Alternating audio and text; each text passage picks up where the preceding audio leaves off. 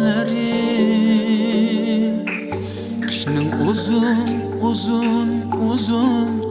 uzun tünleri,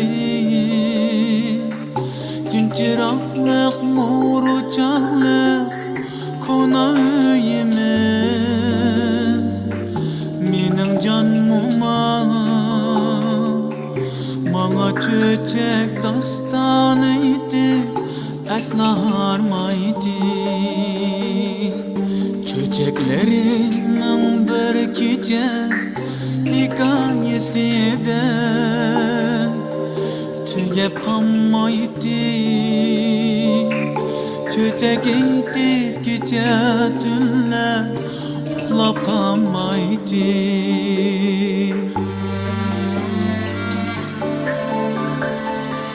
Mama meni kucağıdın, bağrıdaki ucağıdın düşürmeydi. Şundaq bakatı,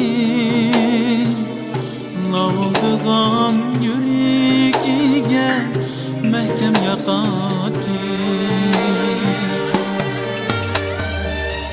Men momamның kucağıda uxlab qaladım, uxlab qilib kucağıda tushlar ko'radim. Mening momam tushlarimga farishta bo'lib kuchib kiradi. Jon momamni hamma odam farishta deydi.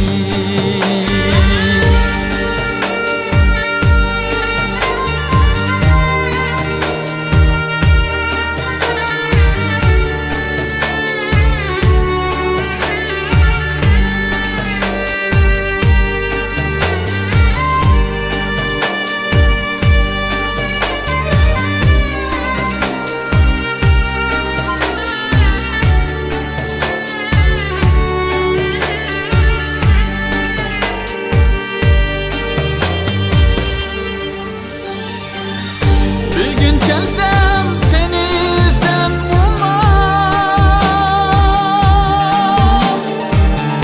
örülüptü öyüm utamam,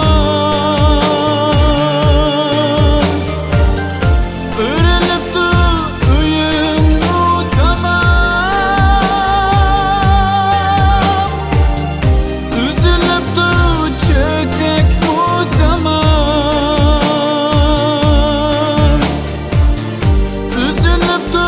Çöçek mutaman.